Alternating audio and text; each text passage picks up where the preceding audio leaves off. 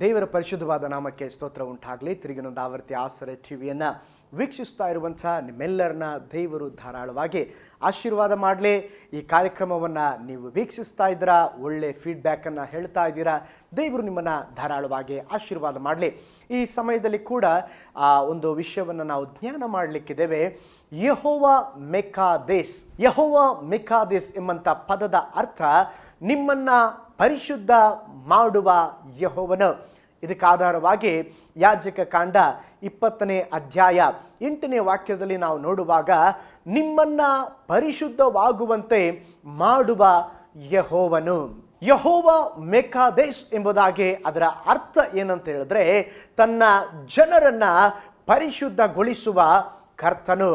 ಯೆಹೋಶುವನ ಬರೆದ ಗ್ರಂಥ 3ನೇ ಅಧ್ಯಾಯ 5ನೇ ವಾಕ್ಯದಲ್ಲಿ ದೇವರು ಹೇಳ್ತಾ ಇದ್ದಾರೆ, ನಿಮ್ಮನ್ನ ಶುದ್ಧ ಮಾಡಿಕೊಳ್ಳ್ರೆ, ಕರ್ತನು ನಾಳೆ ದಿನದಲ್ಲಿ ನಿಮ್ಮ ಮಧ್ಯದಲ್ಲಿ ಅದ್ಭುತವನ್ನ ಮಾಡುವನು. ವಿಮೋಚನ ಕಾಂಡ 19ನೇ ಅಧ್ಯಾಯ 10 ಮತ್ತು 11ನೇ ವಾಕ್ಯದಲ್ಲಿ ನಾವು ನೋಡ್ತೇವೆ, ದೇವರು ಮೋಶೆಗೆ ಹೇಳುತ್ತಿದ್ದಾರೆ, ಜನರನ್ನ ಪರಿಶುದ್ಧಗೊಳಿಸು, ನಾನು ಸೀನಾಯ್ ಬೆಟ್ಟದ ಮೇಲೆ ಇಳಿದು ಬರುತ್ತಿದ್ದೇನೆ. ನೋಡಿ, ದೇವರ ಆಸೆ ನಾನು ನನ್ನ ಜನರ ಮಧ್ಯದಲ್ಲಿ ಇಳಿದು ಬರಬೇಕು. ಆದರೆ ಜನರೇನು ಮಾಡಬೇಕು? ಪವಿತ್ರರಾಗಿರಬೇಕು. ಯಾಕೆಂದರೆ ದೇವರು ಪರಿಶುದ್ಧನಾಗಿರುವುದರಿಂದ ನಾವು ಕೂಡ ಪರಿಶುದ್ಧರಾಗಿರಬೇಕು, ನಾವು ಕೂಡ ಪರಿಶುದ್ಧವಾಗಿರಬೇಕು. ನೋಡಿ, ನಮ್ಮ ದೇವರು ಪರಿಶುದ್ಧನಾಗಿದ್ದಾನೆ.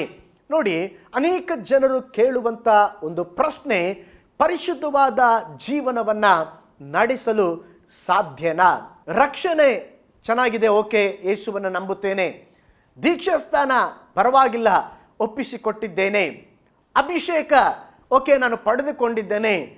ಆದರೆ ಪಾಸ್ಟರ್, ನನಗೆ ಪರಿಶುದ್ಧ ಜೀವನ ಜೀವಿಸಲಿಕ್ಕೆ ಕಷ್ಟ ಆಗುತ್ತಾ ಇದೆ. ನನ್ನ ಯೋಚನೆಗಳಲ್ಲಿ ಕೆಟ್ಟ ಕೆಟ್ಟ ವಿಚಾರಗಳು ಬರುತ್ತಾ ಇದೆ. ನನ್ನ ನೋಟದಲ್ಲಿ ಕೆಟ್ಟ ಕೆಟ್ಟ ಭಾವನೆಗಳು ಬರುತ್ತಾ ಇದೆ. ನನ್ನ ಯೌವನ ಪ್ರಾಯದಲ್ಲಿ ಶೋಧನೆಗಳನ್ನು ನನಗೆ ಜಯಿಸಲು ಆಗುತ್ತಾ ಇಲ್ಲ. ನನಗೆ ಪರಿಶುದ್ಧವಾಗಿ ಜೀವಿಸಲು ಸಾಧ್ಯವಿಲ್ಲ. ಲೋಕದಲ್ಲಿ ಒಂದು ಮಾತು ಹೇಳ್ತಾರೆ, ನೋ ಬಡಿ ಪರ್ಫೆಕ್ಟ್, ಯಾರು ಪರಿಪೂರ್ಣರಲ್ಲ. ಕೆಲವರು ಏನು ಮಾಡ್ತಾರೆ, ಇದೇ ಪದವನ್ನು ತೆಗೆದುಕೊಂಡು ನಾವು ಯಾರು ಪರಿಪೂರ್ಣರಲ್ಲ ಎಂಬುದಾಗಿ ನಾವು ಪಾಪ ಮಾಡಿಕೊಂಡೇ ಹೋಗ್ತೇವೆ. ಆದರೆ ಅದು ಲೋಕ ಹೇಳುವಂಥ ಮಾತು. ಒಬ್ಬ ದೇವ ಭಕ್ತನು ಹೇಳುವಂಥ ಮಾತೇನಂತ ಹೇಳಿದ್ರೆ, ಅದಕ್ಕೆ ದೇವರು ಹೇಳಿದ್ದಾರೆ, ನಾನು ಪರಿಶುದ್ಧನಾಗಿರುವುದರಿಂದ ನೀವು ಪರಿಶುದ್ಧರಾಗಿದ್ದೀರಿ. ಅದರ ಅರ್ಥ ದೇವರು ಪರಿಶುದ್ಧನಾಗಿದ್ದಾನೆ, ನೀವು ಪರಿಶುದ್ಧತೆಗಾಗಿ ಟ್ರೈ ಮಾಡ್ರಿ ಎಂಬುದಾಗಿ ದೇವರು ಹೇಳಿಲ್ಲ. ಪರಿಶುದ್ಧತೆಗಾಗಿ ಪ್ರಯತ್ನ ಪಡ್ರಿ ಎಂಬುದಾಗಿ ಹೇಳಿಲ್ಲ. ದೇವರು ಹೇಳ್ತಾ ಇದ್ದಾರೆ, ನೀವು ಪರಿಶುದ್ಧರಾಗಿರಿ ಎಂಬುದಾಗಿ ದೇವರ ವಾಕ್ಯ ನಮ್ಮೊಂದಿಗೆ ಹೇಳುವಂಥದ್ದಾಗಿದೆ. ಹಾಗಾದರೆ ಈ ಪಾಪ ತುಂಬಿದ ಲೋಕದಲ್ಲಿ ಪರಿಶುದ್ಧ ಜೀವನವನ್ನ ನಡೆಸುವುದು ಹೇಗೆ? ಕೆಲವರಿಗೆ ಪರಿಶುದ್ಧತೆ ಎಂಬುದಾಗಿ ಹೇಳುವಾಗ ಸಂಡೇ ಮಾತ್ರ, ಭಾನುವಾರ ಮಾತ್ರ. ಸಂಡೇ ಆ ದೇವ ಭಕ್ತರನ್ನು ನೋಡಿದ್ರೆ ದೇವ ದೂತರ ಥರ ಇರ್ತಾರೆ. ಬಾಕಿ ದಿನಗಳಲ್ಲಿ ನೋಡಿದ್ರೆ ತಳ್ಳಲ್ಪಟ್ಟ ದೂತರಾಗಿರುತ್ತಾರೆ. ಒಬ್ಬ ಸಹೋದರಿ ತನ್ನ ಗಂಡನನ್ನ ಯಾವಾಗಲೂ ಫುಲ್ಪಿಟ್ ಮೇಲೆ ನೋಡಲು ಬಯಸುತ್ತಾ ಇದ್ದಳು. ಯಾಕೆ ನೀವು ನಿಮ್ಮ ಗಂಡನನ್ನ ಫುಲ್ಪಿಟ್ ಮೇಲೆ ಇರಲಿಕ್ಕೆ ಬಯಸ್ತೀರಿ ಎಂಬುದಾಗಿ ಕೇಳಿದಾಗ ಆ ಸಹೋದರಿ ಹೇಳಿದ್ರಂತೆ, ನನ್ನ ಗಂಡ ಫುಲ್ಪಿಟ್ ಮೇಲೆ ನಿಂತ್ಕೊಳ್ಳುವಾಗ ಯಾವಾಗಲೂ ದೇವದೂತರ ಕಾಣ್ತಾನೆ, ಆದರೆ ಮನೆಯಲ್ಲಿ ಬಂದಾಗಲೇ ಅವನ ನಿಜವಾದ ಬಣ್ಣ ಬಯಲಿಗೆ ಬರ್ತದೆ. ಆದ್ದರಿಂದ ಯಾವಾಗಲೂ ಫುಲ್ಪಿಟ್ ಮೇಲೆ ಇರೋದಕ್ಕೆ ನಾನು ಬಯಸ್ತೇನೆ ಎಂಬುದಾಗಿ ಹೇಳಿದಳು. ಹಾಗಾದರೆ ಕೆಲವರು ಭಾನುವಾರ ಮಾತ್ರ ಪರಿಶುದ್ಧತೆಗೆ ಅವರು ಹೆಚ್ಚಿನ ಮಹತ್ವವನ್ನು ಕೊಡ್ತಾರೆ. ಅವತ್ತೇ ವೈಟ್ ಆ್ಯಂಡ್ ವೈಟ್ ಡ್ರೆಸ್ ಹಾಕಬೇಕು, ಅವತ್ತೇ ಬಹಳ ಸಾಧುಗುಣದಿಂದ ಚರ್ಚೆಗೆ ಹೋಗಬೇಕು. ಕೆಲವರು ಭಾನುವಾರ ಒಳ್ಳೆಯವರಾಗಿರ್ತಾರೆ, ಬಾಕಿ 6 ದಿವಸ ಕೆಟ್ಟವರಾಗಿರ್ತಾರೆ. ಕೆಲವರು ಭಾನುವಾರ ಬಂದರೆ ಅವರು ಆಡುವಂಥ ಅನ್ಯ ಭಾಷೆ, ಅಬ್ಬಬ್ಬಬ್ಬ ಎಂಥ ಅಭಿಷೇಕ, ಯಾವಾಗಲೂ ಅನ್ಯ ಭಾಷೆನೇ. ಆಮೇಲೆ ಗೊತ್ತಾಗ್ತದೆ 6 ದಿನಗಳಲ್ಲಿ ಅನ್ಯ ಭಾಷೆ ಹೋಗಿ ಕೆಟ್ಟ ಭಾಷೆ ಆಗಿಬಿಟ್ಟಿರ್ತದೆ. ಸಂಡೇ ಬಂದ್ರೆ ಆಸರೆ ಟಿವಿ ಬಗ್ಗೆ ಬಹಳ ಒಂದು ಆಸಕ್ತಿ ಬರ್ತದೆ. ಓ, ದೇವರ ವಾಕ್ಯ ಕೇಳಬೇಕು. ಬಾಕಿ ಆಸರೆ ಟಿವಿ ಬರೋದಿಲ್ಲ, ಬೇರೆ ಯಾವುದೋ ಒಂದು ಟಿವಿ ಬರ್ತಾ ಇರ್ತದೆ. ಹಾಗೆಲ್ಲ ಪ್ರಿಯ ದೇವ ಜನರೇ, ನಮ್ಮ ಜೀವಿತದಲ್ಲಿ ಪರಿಶುದ್ಧರಾಗಲು ನಾವು ಪ್ರಯತ್ನಿಸಬೇಕು. ನಾವೆಷ್ಟು ಪ್ರಯತ್ನ ಮಾಡ್ತೀವಿಯೋ ಅಷ್ಟು ದೇವರು ನಮಗೆ ಸಹಾಯ ಮಾಡ್ತಾನೆ. ಈ ಪರಿಶುದ್ಧ ಜೀವಿತದಲ್ಲಿ 2 ಕಾರ್ಯಗಳಿದೆ. ಹಗ್ಗದ ಆಟ ಇದ್ದ ಹಾಗೆ ನೋಡಿ, ಒಂದು ಕಡೆ ಒಬ್ಬರು ಎಳಿತಾರೆ, ಇನ್ನೊಂದು ಕಡೆ ಒಬ್ಬರು ಎಳಿತಾರೆ. ಒಂದು ಕಡೆ ಪರಿಶುದ್ಧ ಜೀವನ ನಮ್ಮನ್ನು ಎಳಿತದೆ, ಇನ್ನೊಂದು ಕಡೆ ಅಪವಿತ್ರವಾದ ಜೀವನ ಎಳಿತದೆ. ನೀವು ಯಾವುದಕ್ಕೆ ಹೆಚ್ಚಿನ ಮಹತ್ವ ಕೊಡ್ತೀರೋ ಆ ಕಡೆ ಭಾರ ಜಾಸ್ತಿ ಹೋಗಿ ಅದೇ ಜಯ ಹೊಂದುವಂಥದ್ದು. ಪರಿಶುದ್ಧ ಜೀವಿತಕ್ಕೆ 2 ಭಾಗವಿದೆ. ಒಂದು ನಾವು ಅನುಸರಿಸಬೇಕಾದದ್ದು, 2 ಕರ್ತನು ಮಾಡಬೇಕಾದದ್ದು. ಪರಿಶುದ್ಧನಾಗಲು ದಾಹ ಇದ್ರೆ ಮಾತ್ರ ದೇವರು ನಮಗೆ ಸಹಾಯ ಮಾಡುತ್ತಾರೆ. ಉದಾಹರಣೆಗೆ ದಾನಿಯೇಲನ ನೋಡ್ರಿ, ಅವನು ಫಸ್ಟ್ ತೀರ್ಮಾನ ತೆಗೆದುಕೊಳ್ತಾ ಇದ್ದಾನೆ. ಏನಂತೇಳಿ, ದಾನಿಯೇಲನ ಬರೆದ ಪ್ರವಾದನ ಗ್ರಂಥ 1ನೇ ಅಧ್ಯಾಯ 8ನೇ ವಾಕ್ಯ, ನಾನು ರಾಜನ ಭೋಜನ ಪದಾರ್ಥಗಳನ್ನ ತಿಂದು ನನ್ನನ್ನು ನಾನು ಅಶುದ್ಧ ಮಾಡಿಕೊಳ್ಳಲಾರೆ. ಅವನು ಒಂದು ತೀರ್ಮಾನವನ್ನ ತೆಗೆದುಕೊಳ್ಳುತ್ತಾ ಇದ್ದಾನೆ. ದೇವರ ವಾಕ್ಯ ಹೇಳುತ್ತದೆ, ಮುಂದಿನ ವಚನದಲ್ಲಿ ನೋಡುವಾಗ ಆ ಕಂಚುಕಿಯ ಮನಸ್ಸಿನಲ್ಲಿ ದೇವರು ಕನಿಕರ ಹುಟ್ಟಿಸಿದನಂತೆ. ಅಂದರೆ ದಾನಿಯೇಲ ತೀರ್ಮಾನ ತೆಗೆದುಕೊಂಡ ಪರಿಶುದ್ಧತೆಗಾಗಿ ದೇವರು ಅದನ್ನು ಮಾನಿಸಿ ಕಂಚುಕಿಯ ಮನಸ್ಸಿನಲ್ಲಿ ಕನಿಕರ ಹುಟ್ಟಿಸಿದನು. ನಮ್ಮ ಜೀವಿತದಲ್ಲಿ ಕೂಡ ನಾವು ಪರಿಶುದ್ಧತೆಗಾಗಿ, ದೇವರೇ ನಾನು ಪರಿಶುದ್ಧನಾಗಿ ಬಾಳಬೇಕು, ಏನೇ ಆಗಲಿ ಇದನ್ನು ನಾನು ಜಯಿಸ್ತೇನೆ, ಇದರಲ್ಲಿ ಬೀಳುವುದಿಲ್ಲ ಎಂಬುದಾಗಿ ನಾವು ಪ್ರಯತ್ನ ಪಡುವಾಗ ಅದು ಆ ವಿಷಯದಲ್ಲಿ ದೇವರ ಕರುಣೆ ನಮಗೆ ದೊರೆಯುವಂಥದ್ದಾಗಿದೆ. ನೋಡಿ, ನಮ್ಮ ಕೆಲಸ ಏನು, ದೇವರ ಕೆಲಸ ಏನು? ನೋಡ್ರಿ, ಒಬ್ಬ ರೈತ ಬೀಜ ಹಾಕ್ತಾನೆ, ಗೊಬ್ಬರ ಹಾಕ್ತಾನೆ, ಆದರೆ ಬೆಳೆಸುವಂಥದ್ದು ಯಾರು ಅಂತ ಹೇಳಿದ್ರೆ ದೇವರಾಗಿದ್ದಾರೆ. 6 ಬಾನೆಗಳನ್ನು ತರೋದು ಶಿಷ್ಯರ ಕೆಲಸ, ನೀರು ತುಂಬಿಸೋದು ದೇವರ ಕೆಲಸ, ದ್ರಾಕ್ಷಾರಸ ಮಾಡೋದು ದೇವರ ಕೆಲಸ, ಸಮಾಧಿ ಕಲ್ಲನ್ನು ತೆಗೆಯೋದು ನಮ್ಮ ಕೆಲಸ, ಸತ್ತ ಲಾಜರ್ನನ್ನ ಎಬ್ಬಿಸೋದು ಕರ್ತನ ಕೆಲಸ, ಕೈ ಚಾಚುವುದು ರೋಗಿಯ ಕೆಲಸ, ಸ್ವಸ್ಥ ಮಾಡುವುದು ದೇವರ ಕೆಲಸ, 5 ರೊಟ್ಟಿ 2 ಮೀನುಗಳನ್ನು ದೇವರ ಕೈಯಲ್ಲಿ ಕೊಡುವಂಥದ್ದು ನಮ್ಮ ಕೆಲಸ, ಅದನ್ನು ಆಶೀರ್ವದಿಸಿ ಕೊಡುವಂಥದ್ದು ದೇವರ ಕೆಲಸ. ಹಾಗಾದರೆ ನಾವು ಪರಿಶುದ್ಧತೆಗಾಗಿ ನಾವು ಪ್ರಯಾಸ ಪಡುವಾಗ, ನಮ್ಮ ಕೆಲಸವನ್ನು ನಾವು ಮಾಡುವಾಗ, ಬಾಕಿ ಕೆಲಸವನ್ನು ನಮಗೋಸ್ಕರವಾಗಿ ದೇವರು ಮಾಡುತ್ತಾನೆ. ಒಂದು ವೇಳೆ ನೀವು ಕೇಳಬಹುದು, ಪಾಸ್ಟರ್ ನಾವು ಯಾಕೆ ಪರಿಶುದ್ಧರಾಗಿ ಜೀವಿಸಬೇಕು? ಈ ಲೋಕದಲ್ಲಿ ದೇವರು ನಮ್ಮನ್ನು ಅಪವಿತ್ರ ಲೋಕದಲ್ಲಿ ಪರಿಶುದ್ಧ ಜನರಾಗಿ ದೇವರು ನಮ್ಮನ್ನು ಇಟ್ಟಿದ್ದಾನೆ.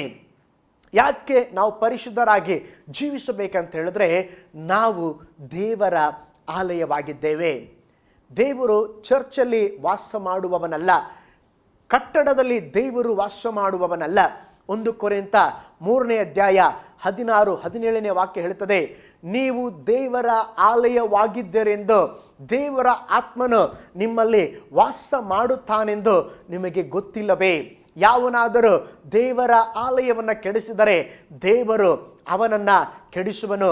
ಏಕೆಂದರೆ ದೇವರ ಆಲಯವು ಪವಿತ್ರವಾದದ್ದು, ಆ ಆಲಯ ನೀವೇ. ಈ ವಾಕ್ಯ ಭಾಗದಲ್ಲಿ ದೇವರು ಹೇಳುತ್ತಾ ಇದ್ದಾರೆ, ನಾವು ದೇವರ ಆಲಯವಾಗಿದ್ದೇವೆ. ಹಾಗಾದರೆ ನಾವು ದೇವರ ಆಲಯವಾಗಿರೋದ್ರಿಂದ ಈ ಆಲಯದೊಳಗೆ ಯಾರು ವಾಸ ಮಾಡುತ್ತಾರೆ? ದೇವರು ವಾಸ ಮಾಡುತ್ತಾನೆ. ನಿಮ್ಮ ಮನೆಗೆ ಯಾರಾದರೂ ಗೆಸ್ಟ್ ಬರ್ತಾರಂತ ಹೇಳಿದ್ರೆ ನೀವೇನು ಮಾಡ್ತೀರಾ? ಮನೆಯನ್ನು ಶುಚಿಯಾಗಿ ಇಟ್ಟುಕೊಳ್ತೀರಾ. ವಿಶೇಷವಾಗಿ ನಿಮ್ಮ ಮನೆಗೆ ಮುಖ್ಯಮಂತ್ರಿನೇ ಬರ್ತಾರಂತ ತಿಳ್ಕೊಳ್ಳಿ, ಎಲ್ಲವನ್ನು ನೀಟಾಗಿ ಇಡ್ತೇವೆ. ಯಾಕೆಂತ ಹೇಳಿದ್ರೆ ನಮ್ಮ ಮನೆಗೆ ಅತಿಥಿಗಳು ಬರ್ತಾ ಇದ್ದಾರೆ ಎಂಬುದಾಗಿ. ಅದೇ ವಿಧದಲ್ಲಿ ದೇವರು ನಮ್ಮೊಳಗೆ ಬರುವಾಗ, ನಮ್ಮೊಳಗೆ ವಾಸ ಮಾಡುವಾಗ ನಾವು ಅದಕ್ಕಿಂತಲೂ ಹೆಚ್ಚಿನದನ್ನು ನಾವು ಮಾಡಬೇಕು. ನನಗೆ ಇನ್ನೂ ಒಂದು ನೆನಪಿದೆ, ನಾನು ಚಿಕ್ಕ ವಯಸ್ಸಿನಲ್ಲಿ ನಮ್ಮ ಊರಿನಲ್ಲಿ ಮುಖ್ಯಮಂತ್ರಿ ಬಂದರು. ಒಂದು ಕಾಡು ಪ್ರದೇಶ, ಬಹಳ ಗಲೀಜಾದ ಪ್ರದೇಶ. ಮುಖ್ಯಮಂತ್ರಿ ಬರ್ತಾರೆ ಎಂಬುದಾಗಿ ಒಂದೇ ವಾರದಲ್ಲಿ ಅವರು ಏನು ಮಾಡಿದ್ರು ಅಂತ ಹೇಳಿದ್ರೆ ಆ ಸ್ಥಳವನ್ನು ಸಿದ್ಧಗೊಳಿಸಿ ಪರಿಶುದ್ಧಗೊಳಿಸಿದ್ರು. ಆಮೇಲೆ ಅದು ಬಹಳ ಪವಿತ್ರವಾದ ಸ್ಥಳವಾಗಿ ಮಾರ್ಪಟ್ಟಿತು. ಒಬ್ಬ ಮುಖ್ಯಮಂತ್ರಿ ಬರುವಾಗ ಅಷ್ಟು ಪರಿಶುದ್ಧಗೊಳಿಸುವುದಾದರೆ, ನನ್ನ ದೇವಾದಿ ದೇವನು ರಾಜಾದಿ ರಾಜನು ನಮ್ಮೊಳಗಡೆ ಬರುವಾಗ ಈ ಶರೀರವನ್ನು ಅದಕ್ಕಿಂತಲೂ, ಈ ಆಲಯವನ್ನು ಅದಕ್ಕಿಂತಲೂ ಬಹಳ ಸುಂದರವಾಗಿ, ಅಂದವಾಗಿ, ಪವಿತ್ರವಾಗಿ ನಾವು ಇಟ್ಟುಕೊಳ್ಳಬೇಕು. ಇನ್ನು ಕೆಲವರು ಅನೇಕರು ತರ್ಕ ಮಾಡ್ತಾರೆ, ಎಲ್ಲಿ ಸತ್ಯವೇದದಲ್ಲಿ ಬರೆದಿದೆ ಸಿನಿಮಾ ನೋಡಬಾರ್ದು, ಎಲ್ಲಿ ಸತ್ಯವೇದದಲ್ಲಿ ಬರೆದಿದೆ ಸಿಗರೆಟ್ ಕುಡಿಬಾರ್ದು, ಎಲ್ಲಿ ಸತ್ಯವೇದದಲ್ಲಿ ಬರೆದಿದೆ ಡ್ರಿಂಕ್ಸ್ ಮಾಡಬಾರ್ದು ಅಂಥೇಳಿ ಅನೇಕ ಜನರ ತರ್ಕ ಮಾಡ್ತಾರೆ. ಅಂಥ ತರ್ಕ ಮಾಡೋರು ಅದರ ಅರ್ಥ ಏನಂದರೆ ಸೈತಾನನಿಗೆ ತಮ್ಮ ಶರೀರವನ್ನು ಅವರು ಮಾರಿದ್ದಾರೆ. ಅವರ ಶರೀರದಲ್ಲಿ ಸೈತಾನನು ವಾಸ ಮಾಡುತ್ತಾದನೆ. ನೋಡಿ, ಅನೇಕ ಜನರು ಏನು ಮಾಡ್ತಾರೆ ಅಂತ ಹೇಳಿದ್ರೆ, ಅನೇಕ ಜನರು ಈ ಲೋಕದ ಸಂಪ್ರದಾಯಗಳನ್ನು ಸಿನಿಮಾ ನೋಡ್ತಾರೆ. ಆ ಸಿನಿಮಾದಲ್ಲಿ ಅವನೇನೋ ಜೀನ್ಸ್ ಪ್ಯಾಂಟ್ ಕಟ್ ಮಾಡಿಕೊಂಡು, ನಾವು ಹಾಕೋದೇ ಬಟ್ಟೆಗಳನ್ನು ನಮ್ಮ ಶರೀರವನ್ನು ಕಾಪಾಡಿಕೊಳ್ಳುವುದಕ್ಕಾಗಿ ನೋಡ್ತೇವೆ. ಅವನು ಕಟ್ ಮಾಡಿ ಹಾಕೊಂಡಿದ್ದಾನಂತೇಳಿ ನಾವು ಕಟ್ ಮಾಡಿ ಹಾಕೊಳ್ತೇವೆ. ಅವನೇನೋ ಜಡೆ ಬಿಟ್ಟಿದ್ದಾನಂತೇಳಿ ನಾವು ಜಡೆ ಬಿಡ್ತೇವೆ. ಲೋಕದ ಕಾರ್ಯಗಳನ್ನೇ ನಾವು ಮಾಡುತ್ತಾ ನಮ್ಮನ್ನು ನಾವು ಅಪವಿತ್ರಗೊಳಿಸ್ತೇವೆ. ಪ್ರಿಯ ದೇವ ಜನರೇ, ನಿನ್ನ ಕಣ್ಗಳು ಟಿ ವಿ ನೋಡುವಾಗ ಮಾಲಿನ್ಯತೆಗೆ ನಡೆಸೋದಾದರೆ ನೀ ಟಿ ವಿ ನೋಡಬೇಡ, ಅದು ಬಹಳ ಅಪಾಯ. ನೋಡಿ, ಟಿ ವಿ ಚಾನಲ್ಗಳಲ್ಲಿ ಕೂಡ ಒಳ್ಳೆಯದನ್ನು ನಾವು ಅಧಿಕವಾಗಿ ನೋಡಲಿಕ್ಕೆ ಸಾಧ್ಯವಿಲ್ಲ.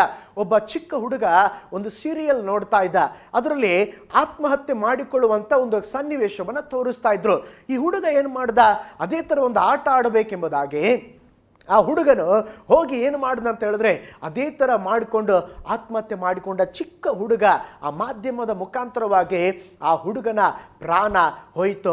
ಪ್ರಿಯ ದೇವ ಮಕ್ಕಳೇ, ನಿನ್ನನ್ನು ಅಪವಿತ್ರಪಡಿಸುವಂಥ ಯಾವ ಕಾರ್ಯ, ಯಾವುದೇ ನಿನ್ನ ಕಣ್ಗಳನ್ನು ಅಪವಿತ್ರಗೊಳಿಸಿದರೆ ಅದನ್ನು ಕಿತ್ತಾಕ್ಬಿಡು. ಅದಕ್ಕೆ ದೇವರು ಹೇಳ್ತಾರೆ, ಕಣ್ಗಳನ್ನು ಕಿತ್ತಾಕೋದು ಬೆಟ್ರು. ಕಣ್ಗಳ ಇಟ್ಕೊಂಡು ಅದನ್ನು ಪಾಪ ಮಾಡಿ ನರಕಕ್ಕೆ ಹೋಗುವಂಥದ್ದು ಇನ್ನೂ ವಿಚಿತ್ರ ಎಂಬುದಾಗಿ ನಾವು ನೋಡ್ತೇವೆ. ಹೌದು ಪ್ರಿಯ ದೇವ ಜನರೇ, ನಿನ್ನ ಕೈಗಳು ಪಾಪ ಮಾಡೋದಾದ್ರೆ ನಿನ್ನ ಕೈಗಳನ್ನ ಕಟ್ಟು ಬೀಸಾಡ್ಬಿಡು ಎಂಬುದಾಗಿ ದೇವರ ವಾಕ್ಯ ಹೇಳ್ತದೆ.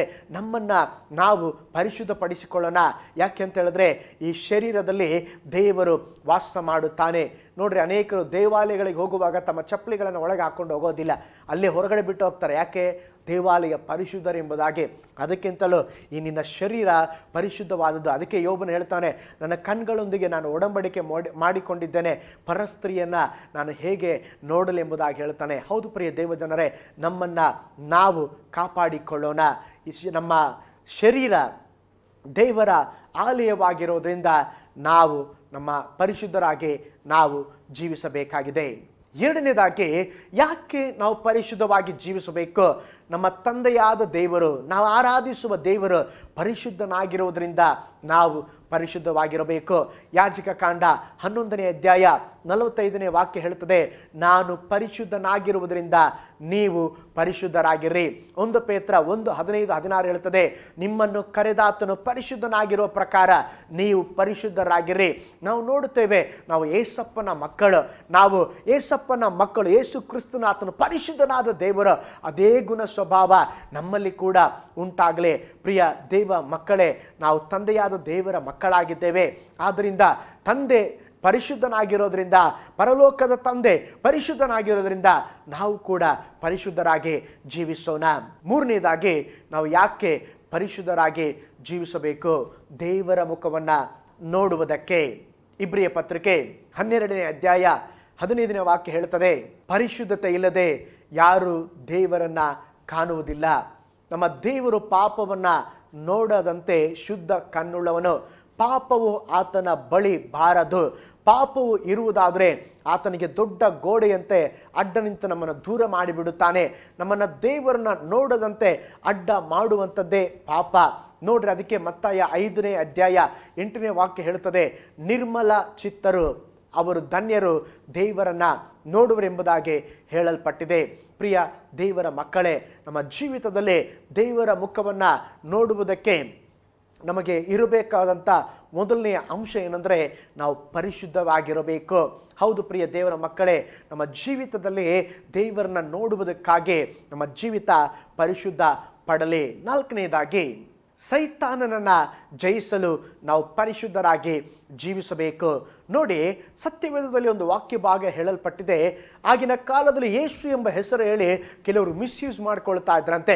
ಯೇಸು ಎಂಬ ಹೆಸರು ಹೇಳಿ ಯೇಸು ಎಂಬುದಾಗಿ ಹೇಳುವಾಗಲೇ ದೆವ್ವಗಳು ಓಡ್ತಾ ಇತ್ತು. ಇದನ್ನು ಇಟ್ಕೊಂಡು ಒಂದು ಬಿಸ್ನೆಸ್ ಆಗಿ ಅನೇಕ ಜನರು ಮಾಡ್ತಾ ಇದ್ರು. ಅಪೊಸ್ತಲ ಕೃತ್ಯದಲ್ಲಿ ನೋಡ್ತೇವೆ, ಸೈತಾನನನ್ನು ಓಡಿಸಲಿಕ್ಕೆ ಯೇಸುವನ್ನು ಅಂಗೀಕರಿಸದ, ಯೇಸು ಸ್ವಾಮಿ ಗೊತ್ತಿಲ್ಲದ ಜನರು ಯೇಸು ಸ್ವಾಮಿ ಹೆಸರನ್ನು ಯೂಸ್ ಮಾಡ್ತಾ ಇದ್ದ ಒಬ್ಬ ವ್ಯಕ್ತಿ, ಆ ವ್ಯಕ್ತಿಗೆ ದೆವ್ವ ಹೇಳ್ತಾ ಇದೆ, ನನಗೆ ಅಪೊಸ್ತಲ ಪೌಲನ ಗೊತ್ತು, ನನಗೆ ಯೇಸು ಗೊತ್ತು, ನೀನು ಯಾರೆಂಬುದಾಗಿ ಅವ್ರನ್ನ ಬಟ್ಟೆಯನ್ನು ಬಿಚ್ಚಿಸಿ ಹಾಗೆ ಅವ್ರನ್ನ ತೊಂದರೆ ಕೊಟ್ಟು ಸೈತಾನನ ಓಡಿಸಿದನು. ನೋಡ್ರಿ, ಸೈತಾನನ ಜಯಿಸಲಿಕ್ಕೆ ನಾವು ಪರಿಶುದ್ಧರಾಗಿರಬೇಕು. ನಮ್ಮಲ್ಲಿ ಅಪವಿತ್ರ, ನಮ್ಮಲ್ಲಿ ಕರೆ ಇರೋದಾದರೆ ಸೈತಾನನ ಏನು ಮಾಡ್ತಾನೆ, ಚುಚ್ಚುತ್ತಾನೆ. ನಾವು ದೇವರ ಸಮ್ಮುಖದಲ್ಲಿ ಜಯ ಹೊಂದುವುದಕ್ಕೆ ನಮಗೆ ಸಾಧ್ಯವಾಗೋದಿಲ್ಲ. ಸೈತಾನನನ್ನು ಜಯಿಸಲು ನಾವು ಪರಿಶುದ್ಧರಾಗಿ ಜೀವಿಸಬೇಕು. ಐದನೇದಾಗಿ ಅದ್ಭುತಗಳನ್ನು ಹೊಂದಿಕೊಳ್ಳುವುದಕ್ಕೆ ಯೆಹೋಶುವ 3:5 ವಾಕ್ಯ ಹೇಳ್ತದೆ, ಈ ದಿವಸ ನಿಮ್ಮನ್ನು ಶುದ್ಧ ಮಾಡಿಕೊಳ್ಳ್ರೆ ದೇವರು ನಾಳೆ ನಿಮ್ಮ ಮಧ್ಯದಲ್ಲಿ ಅದ್ಭುತವನ್ನು ಮಾಡುತ್ತಾನೆ. ಅದ್ಭುತ ಹುಡುಕೊಂಡು ಅಲ್ಲಿಲ್ಲೆಲ್ಲ ಓಡೋಗ್ಬೇಡ್ರೆ, ನಿಮ್ಮನ್ನು ನೀವು ಶುದ್ಧಪಡಿಸ್ಕೊಂಡು ನೀವು ಕಾದಿದ್ರೆ ಅದ್ಭುತ ನಿಮ್ಮ ಮನೆಯಲ್ಲೇ ನಡೀತದೆ, ನಿಮ್ಮ ಜೀವಿತದಲ್ಲೇ ನಡೀತದೆ. ದೇವರು ಹೇಳ್ತಾ ಇದ್ದಾರೆ, ನಿಮ್ಮನ್ನು ನೀವು ಪರಿಶುದ್ಧಪಡಿಸ್ಕೊಳ್ರೆ ನಾಳೆ ನಿಮ್ಮ ನಡುವೆ ಅದ್ಭುತವನ್ನು ಮಾಡುವೆನೆಂಬುದಾಗಿ. ಯೋಬನ ಗ್ರಂಥ 9ನೇ ಅಧ್ಯಾಯ 10ನೇ ವಾಕ್ಯ ಹೇಳ್ತದೆ, ನಾನು ಅಪ್ರಮೇಯ ಕಾರ್ಯಗಳನ್ನು ಮಾಡುತ್ತೇನೆಂಬುದಾಗಿ. ದೇವರ ಅಪ್ರಮೇಯ ಕಾರ್ಯಗಳು ಯಾವಾಗ ನಡೆಯುತ್ತದೆ? ನಮ್ಮ ಜೀವಿತದಲ್ಲಿ ಪರಿಶುದ್ಧರಾಗಿ ಜೀವಿಸುವಾಗ. ಹೌದು ಪ್ರಿಯ ದೇವಜನರೇ, ಅದ್ಭುತಗಳನ್ನು ಹೊಂದಿಕೊಳ್ಳುವುದಕ್ಕೆ ಪರಿಶುದ್ಧತೆ ಬೇಕಾಗಿದೆ. ಆರನೇದಾಗಿ ಆತನ ಬರೋಣದಲ್ಲಿ ಸೇರಲು. ಈಗೋ ಬೇಗನೆ ಬರ್ತೇನೆಂಬುದಾಗಿ ದೇವರು ಹೇಳಿದ್ದಾರೆ. ಯಾವ ಸಮಯದಲ್ಲಾದರೂ ಬರ್ಬೋದು, ಈ ಸಮಯದಲ್ಲಾದರೂ ಬರ್ಬೋದು. ಆದರೆ ನಮಗನ್ನು ನಾವು ಸಿದ್ಧಪಡಿಸಿಕೊಂಡಿರಬೇಕು. ಯಾವುದರಲ್ಲಿ? ಪರಿಶುದ್ಧತೆಯಲ್ಲಿ. ಮೊದಲ ಗುಣ ಸ್ವಭಾವ ಪರಲೋಕಕ್ಕೆ ಹೋಗೋದಕ್ಕೆ ನಾವು ಪರಿಶುದ್ಧರಾಗಿರಬೇಕು. ಯೇಸುವಿನ ರಕ್ತದಲ್ಲಿ ತೊಳೆಯಲ್ಪಟ್ಟಿರಬೇಕು. ಆತನ ಬರೋಣದಲ್ಲಿ ನಾವು ಸೇರಲು ನಾವು ಪರಿಶುದ್ಧರಾಗಿರಬೇಕು. ಕೊನೆಯದಾಗಿ ಪರಲೋಕದಲ್ಲಿ ಸೇರಲು ಪರಿಶುದ್ಧರಾಗಿರಬೇಕು.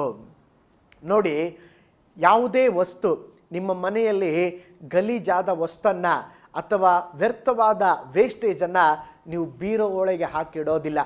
ಏನು ಮಾಡ್ತೀರಾ? ಅದಕ್ಕೊಂದು ಬಾಕ್ಸ್ ಇದೆ, ಗಾರ್ಬೇಜ್ ಬಾಕ್ಸ್. ನಿಮ್ಮ ಬೇಡವಾದ ಕಾರ್ಯಗಳನ್ನು ಹಾಕುವುದಕ್ಕೆ ಕಸದ ಪುಟ್ಟಿ ಇರ್ತದೆ. ಕಸವನ್ನು ಕಸದ ಪುಟ್ಟಿಯಲ್ಲೇ ಹಾಕ್ತಾರೆ. ಸ್ವರ್ಗ ಅನ್ನುವಂಥದ್ದು ಅಲ್ಲಿ ಕಸ ಇರೋದಿಲ್ಲರಿ. ಸ್ವರ್ಗ ಅನ್ನುವಂಥದ್ದು ಪವಿತ್ರ ಸ್ಥಳ. ಸ್ವರ್ಗ ಅನ್ನುವಂಥದ್ದು ಅಲ್ಲಿ ದೇವರು ವಾಸ ಮಾಡುವ ಸ್ಥಳ. ಈ ಲೋಕದಲ್ಲಿ ಹೆಂಗೆ ಬೇಕಂಗೆ ಜೀವನ ಮಾಡಿ ಹೆಂಗೆ ಬೇಕಂಗೆ ಪಾಪ ಮಾಡಿದ್ರೆ ನಾವು ಪರಲೋಕಕ್ಕೆ ಹೋಗಲಿಕ್ಕೆ ಸಾಧ್ಯವಿಲ್ಲ. ಯಾಕೆಂದರೆ ನಾವು ಕೆಟ್ಟ ವಸ್ತು ಹೇಗೆ ಗಾರ್ಬೇಜ್ಗೆ ಹೋಗ್ತದೆಯೋ, ಉಪಯೋಗ ಇಲ್ಲದ ವಸ್ತು ಹೇಗೆ ಗಾರ್ಬೇಜ್ ಹೋಗ್ತದೆಯೋ, ಅದೇ ಥರ ನಾವು ಅಪವಿತ್ರವಾಗಿ ಪಾಪದಲ್ಲಿ ಜೀವಿಸುವುದಾದರೆ ನಾವು ನರಕಕ್ಕೆ ಹೋಗ್ಬಿಡ್ತೇವೆ. ಪರಿಶುದ್ಧರಾಗಿ ಜೀವಿಸಿದರೆ ಪರಿಶುದ್ಧ ಪರಲೋಕದಲ್ಲಿ ನಾವು ಸೇರುವವರಾಗಿರ್ತೇವೆ. ಹಾಗಿರುವುದಾದರೆ ಯಾಕೆ ನಾವು ಪರಿಶುದ್ಧದ ಜೀವಿತತೆಗಾಗಿ ನಮ್ಮನ್ನೇ ನಾವು ಒಪ್ಪಿಸಿಕೊಡೋಣ. 7 ಸಂಗತಿಗಳನ್ನು ನಾನು ಹೇಳಿದೆ. ಯೆಹೋವ ಮೆಕಾದೇಸ್, ನಿಮ್ಮನ್ನು ಪರಿಶುದ್ಧಗೊಳಿಸುವ ದೇವರು. ಮೊದಲನೇದಾಗಿ ನಾನು ಹೇಳಿದೆ, ನಾವು ದೇವರ ಆಲಯವಾಗಿರೋದ್ರಿಂದ ನಮ್ಮನ್ನು ನಾವು ಪರಿಶುದ್ಧಪಡಿಸಿಕೊಳ್ಳಬೇಕು. ಎರಡನೇದಾಗಿ ನಾನು ಹೇಳಿದೆ, ನಮ್ಮ ದೇವರು ಪರಿಶುದ್ಧನಾಗಿರೋದ್ರಿಂದ ನಾವು ಕೂಡ ಪರಿಶುದ್ಧರಾಗಿರಬೇಕು. ಮೂರನೇದಾಗಿ ನಾನು ಹೇಳಿದೆ, ದೇವರ ಮುಖವನ್ನು ನೋಡುವುದಕ್ಕೆ ನಾವು ಪರಿಶುದ್ಧರಾಗಿರಬೇಕು. ನಾಲ್ಕನೇದಾಗಿ ಹೇಳಿದೆ, ಸೈತಾನನನ್ನು ಜಯಿಸಲಿಕ್ಕೆ ನಮಗೆ ಪರಿಶುದ್ಧರಾಗಿರಬೇಕು. ಅದ್ಭುತಗಳನ್ನು ಹೊಂದಿಕೊಳ್ಳುವುದಕ್ಕೆ, ಐದನೇದಾಗಿ ಅದ್ಭುತಗಳನ್ನು ಹೊಂದಿಕೊಳ್ಳುವುದಕ್ಕೆ ನಾವು ಪರಿಶುದ್ಧರಾಗಿರಬೇಕು. ಆತನ ಬರೋಣದಲ್ಲಿ ಎತ್ತಲ್ಪಡಲು ಪರಿಶುದ್ಧನಾಗಿರಬೇಕು. ಆತನ ಪರಲೋಕ ರಾಜ್ಯದಲ್ಲಿ ಸೇರಲು ನಾವು ಪರಿಶುದ್ಧರಾಗಿರಬೇಕು. ಹಾಗಾದರೆ ನಮ್ಮನ್ನು ನಾವೇ ಕರ್ತನ ಕೈಗಳಲ್ಲಿ ಸಂಪೂರ್ಣವಾಗಿ ಒಪ್ಪಿಸಿಕೊಟ್ಟು, ಕರ್ತನೇ ನನ್ನನ್ನು ಶುದ್ಧಗೊಳಿಸ್ರಿ, ನಿನ್ನ ರಕ್ತದಿಂದ ತೊಳೆಯ ಮಾಡ್ರಿ, ನನ್ನನ್ನು ಅಪವಿತ್ರಪಡಿಸುವ ಎಲ್ಲ ಕಾರ್ಯಗಳಿಂದ ದೂರ ಮಾಡ್ರಿ, ನಾನು ಪರಿಶುದ್ಧನಾಗಿ ಜೀವಿಸಬೇಕು, ನಿನಗಾಗಿ ನಾನು ಜೀವಿಸಬೇಕು, ನಿನ್ನ ಮಹಿಮೆಗಾಗಿ ನಾನು ಬಾಳಬೇಕೆಂಬುದಾಗಿ ಒಪ್ಪಿಸಿಕೊಟ್ಟು ಕರ್ತನ ನಾಮವನ್ನು ಮಹಿಮೆಪಡಿಸ್ರಿ. ದೇವರು ನಿಮ್ಮನ್ನು ಆಶೀರ್ವದಿಸಲಿ. ಒಂದೇ ಒಂದು ಜೀವಿತ ಇದೆ, ಆ ಜೀವಿತವನ್ನು ಪರಿಶುದ್ಧ ಜೀವಿತಕ್ಕಾಗಿ ನಾವು ಸಮರ್ಪಿಸೋಣ. ದೇವರು ನಿಮ್ಮನ್ನು ಧಾರಾಳವಾಗಿ ಆಶೀರ್ವಾದ ಮಾಡಲಿ. ನನ್ನೊಂದಿಗೆ ಸೇರಿ ಪ್ರಾರ್ಥನೆ ಮಾಡಿರಿ. ಪರಲೋಕದಲ್ಲಿ ವಾಸ ಮಾಡುವ ನಮ್ಮ ತಂದೆಯಾದ ದೇವರೇ, ನೀನು ಪರಿಶುದ್ಧನು ಸ್ವಾಮಿ, ನಿನ್ನಲ್ಲಿ ಅಪವಿತ್ರವಾದ ಕಾರ್ಯವಿಲ್ಲ. ನಾನು ಪರಿಶುದ್ಧನಾಗಿರೋದ್ರಿಂದ ನೀವು ಪರಿಶುದ್ಧರಾಗಿರೆಂಬುದಾಗಿ ನೀವು ಹೇಳಿದ್ದೀರಾ ಸ್ವಾಮಿ. ವಿಶೇಷವಾಗಿ ದೇವರೇ, ಇದನ್ನು ವೀಕ್ಷಿಸಿದ ಪ್ರತಿಯೊಬ್ಬರಿಗಾಗಿ ನಾವು ನಿಮಗೆ ಸ್ತೋತ್ರ ಸಲ್ಲಿಸ್ತೇವೆ. ಈ ದಿವಸಗಳಲ್ಲಿ ನಮ್ಮ ದೇವರ ಆಲಯವಾಗಿರೋದ್ರಿಂದ, ನೀವು ನಮ್ಮೊಳಗೆ ವಾಸ ಮಾಡುವುದರಿಂದ ದೇವರೇ, ನಿಮಗಾಗಿ ನಾವು ಏನಾದರೂ ಸಾಧಿಸುವುದಕ್ಕಾಗಿ ಸ್ವಾಮಿ ಪರಿಶುದ್ಧತೆ ಬೇಕಾಗಿದೆಯಲ್ಲಪ್ಪ, ನಮ್ಮನ್ನು ಪರಿಶುದ್ಧಗೊಳಿಸ್ರಿ. ನಿನ್ನ ಮಹಿಮೆಗಾಗಿ ಉಪಯೋಗಿಸಬೇಕೆಂಬುದಾಗಿ ನಾವು ಪ್ರಾರ್ಥಿಸ್ತೇವೆ. ನಮ್ಮನ್ನು ಅಪವಿತ್ರಗೊಳಿಸಲಿಕ್ಕೆ ನೋಡುವಂಥ ಎಲ್ಲ ದುಷ್ಟನ ಕ್ರಿಯೆಗಳು ನೀಗಿ ಹೋಗಲಿ ಸ್ವಾಮಿ. ಪಾಪದ ಕ್ರಿಯೆಗಳು ನೀಗಿ ಹೋಗಲಿ ಸ್ವಾಮಿ. ಬಾರ್ತಿಮಾಯನು ಹೇಗೆ ತನ್ನ ಹೊದಿಕೆಯನ್ನು ತೆಗೆದುಹಾಕಿ ನಿನ್ನ ಬಳಿಗೆ ಬಂದನೋ, ನಾವು ಕೂಡ ಪಾಪದ ಹೊದಿಕೆಯನ್ನು ತೆಗೆದುಹಾಕಿ ನಿನ್ನ ಬಳಿಗೆ ಬರುವಂತೆ ಸಹಾಯ ಮಾಡಿರಿ. ಪ್ರತಿಯೊಬ್ಬರಿಗೆ ಪಾಪದ ಮೇಲೆ ಜಯವನ್ನು ಕೊಡ್ರಿ. ಪ್ರತಿಯೊಬ್ಬರಿಗೆ ಆ ಪರಿಶುದ್ಧತೆಯ ಒಂದು ಬಯಕೆಯನ್ನು ದಯಪಾಲಿಸಬೇಕೆಂಬುದಾಗಿ ನಾವು ಪ್ರಾರ್ಥಿಸ್ತೇವೆ. ಕಣ್ಗಳಲ್ಲಿ, ಯೋಚನೆಗಳಲ್ಲಿ, ಜೀವನಗಳಲ್ಲಿ, ಕೆಲಸಗಳಲ್ಲಿ, ದೇವರೇ ಎಲ್ಲ ಕಾರ್ಯಗಳಲ್ಲಿ ಪರಿಶುದ್ಧತೆ ಉಂಟಾಗಲಿ ಸ್ವಾಮಿ. ದೇವರೇ, ನಿನ್ನ ಹಾಗೆ ಮಾಡುವುದಕ್ಕಾಗಿ ಸ್ತೋತ್ರ. ಉನ್ನತವಾದ ಕಾರ್ಯ ಮಾಡ್ರಿ ದೇವರೇ. ಎಲ್ಲ ಸ್ತುತಿ, ಘನ, ಮಾನ, ಮಹಿಮೆ ನಿಮ್ಮೊಬ್ಬರಿಗೆ ಸಲ್ಲಿಸ್ತೇವೆ ರಾಜ. ಹಾಗೆ ಮಾಡುವುದಕ್ಕಾಗಿ ಸ್ತೋತ್ರ. ಯೇಸುವಿನ ಹೆಸರಿನಲ್ಲಿ ತಂದೆಯೇ, ಆಮೇನ್. Price the lord. ಪರಿಶುದ್ಧ ಜೀವಿತಕ್ಕಾಗಿ ಪ್ರಯಾಸ ಪಡ್ರಿ. ದೇವರು ನಿಮ್ಮನ್ನು ಧಾರಾಳವಾಗಿ ಆಶೀರ್ವಾದ ಮಾಡಲಿ. ಮೈ ಗಾಡ್ ಬ್ಲೆಸ್ ಯು ಆಲ್.